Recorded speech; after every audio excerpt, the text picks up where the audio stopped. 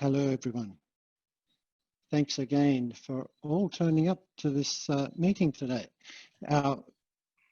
Firstly, we're going to hear from Lynn Garrick from the USA. Lynn is a mother of 5 children, including a 13-year-old with Prader-Willi syndrome. She's a registered nurse with over 25 years experience as a nurse supervisor in a large home care organisation and as a level 1 trauma and neurosurgery nurse. For the past 12 years, Lynn has been the nurse consultant and program director to AME Community Services, which is a residential provider celebrating over 25 years of business serving adults and children with Prader-Willi syndrome. In addition, Lynn is currently a director and secretary of IPWSO, a board member of the Minnesota Prader-Willi Syndrome Association for the last 11 years, and a new parent mentor for Prader-Willi Syndrome Association USA. More recently, Lynn has co-founded a not-for-profit organisation where persons with disabilities can choose to find meaningful work on farms and in garden settings. This new venture was inspired by a recent trip to Germany for an IPWSO conference. So I now hand over to Lynn to share her screen and talk to us about work opportunities. Wonderful. Hello, everyone. Okay, I'm going to share my screen. Let's see here. Share. There we go.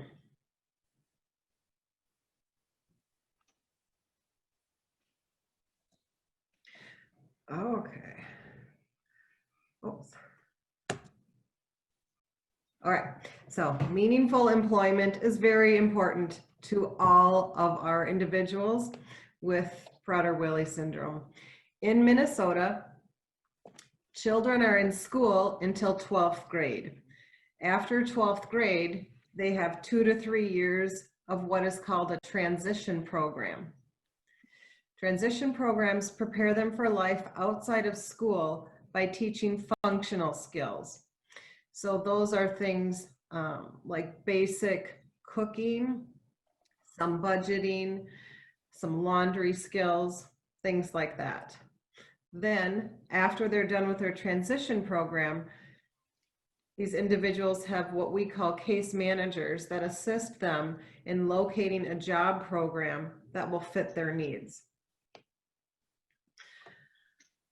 Unfortunately, in 2016, this is the latest statistic that I have, only 14% of those living in Minnesota with an intellectual or developmental disability worked in a full-time community setting.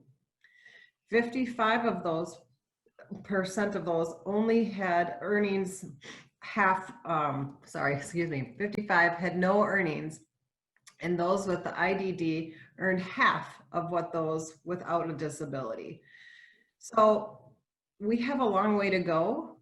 I believe we have a lot of good programs, but still you can see that over a quarter of our population with intellectual disabilities live below the poverty line.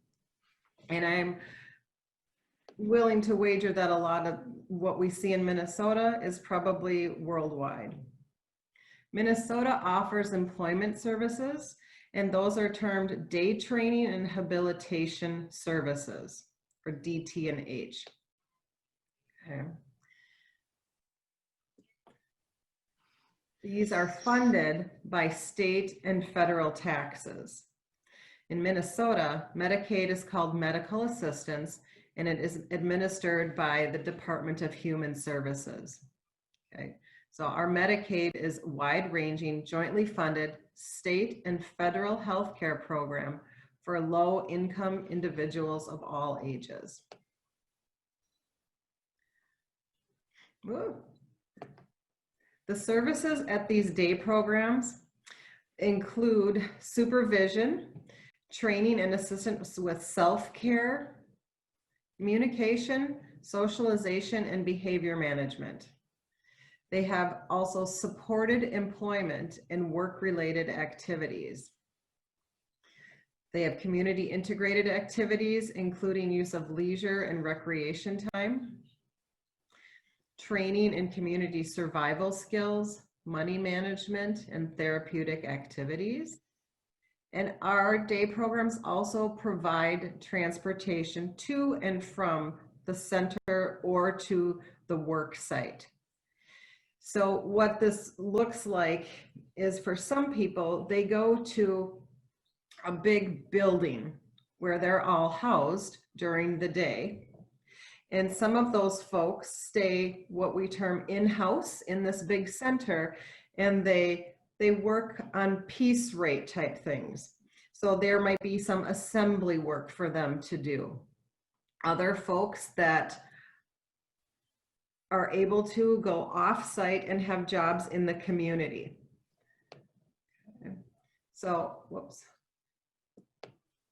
A typical day for our residents, they get picked up by their day program in a van from a residential group home. That's one of our group homes there.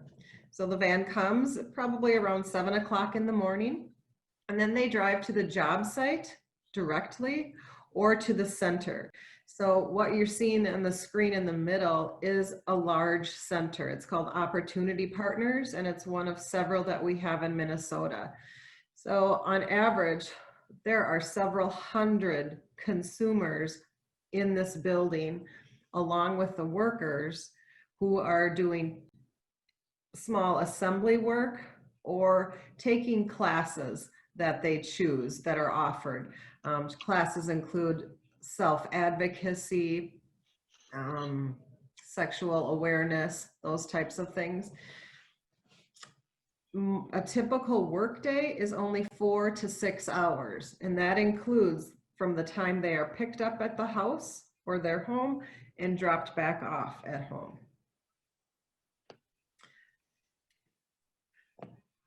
For those of our consumers that do not have any work, they just stay at home. So when we were under more restrictive measures for COVID, none of our consumers were working. So what that looked like is they had to stay home with their families or our staff, which is extremely boring for them. And so we need to find things that are more meaningful. Some people have hired staff that come to help with care and social engagement. And some people that are fortunate enough can go to work with their family members.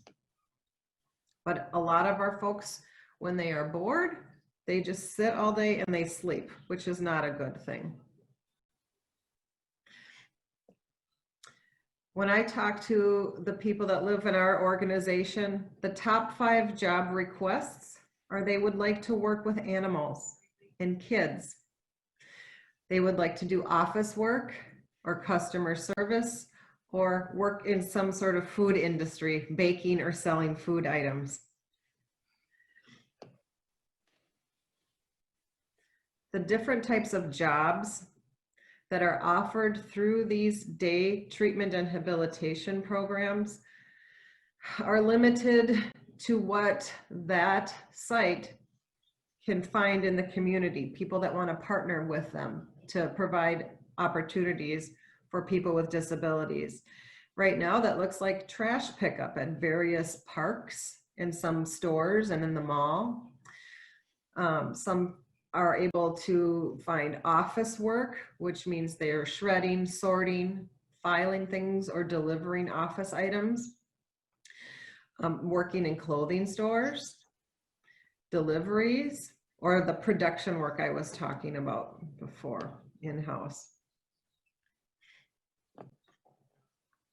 There's a lot of supervision required, and it does vary from 1 to 8 or 1 to 4 to 1 to 1 on side-by-side job supervision.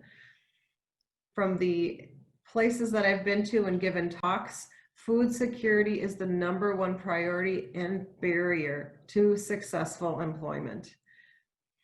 Food security starts when they walk out of the door from their home. It means having the bus driver be aware of where their lunches are stored, and sometimes we have to lock their lunches. And it travels through them when they get off of the van, they go into their day program, and then certainly on site. So not only is it's everywhere. Specialized training is needed for the employees that are working with individuals that have Prader-Willi syndrome. It's a lot different, but the same level of supervision. They need to understand that they need to have eyes on at all time and secure the food. So that does look like seating arrangements on the van, keeping lunches locked. Sometimes we have had to lock lunch boxes themselves. They need to have special training and support with behavioral disruption and supervised meal and snack times. Oops. Yeah.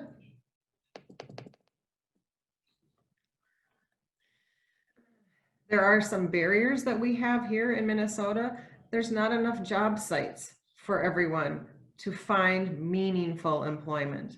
There's a lot of doubt on both the consumer's part and also the people that are providing employment. There's often stereotyping that goes along with hiring people with disabilities.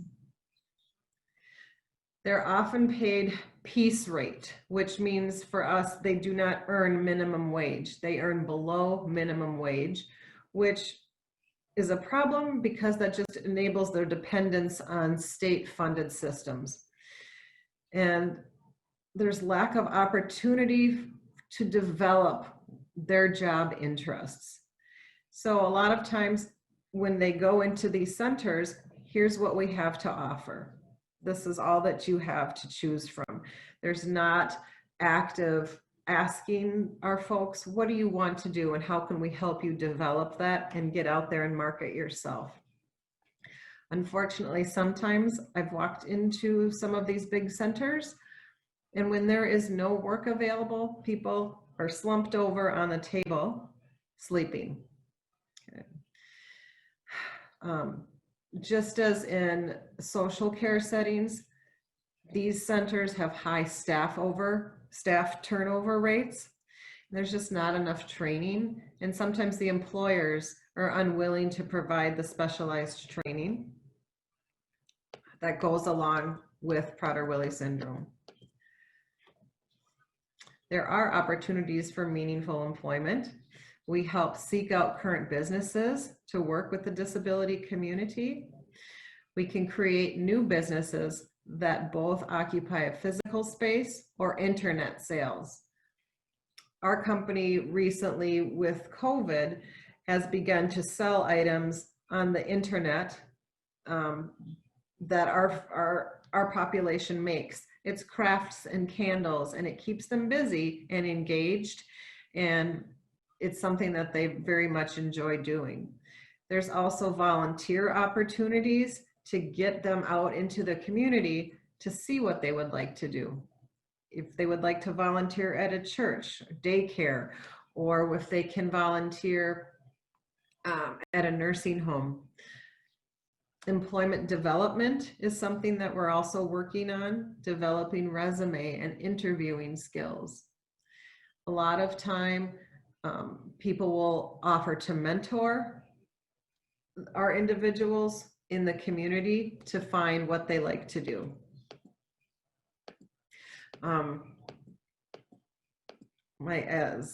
My colleague and I were in Germany, and we toured a farm that was started. And so what we decided was we would like to start a farm and garden also, because we really saw that most of our people were really bored at work and they wanted to give back to the community and find meaning.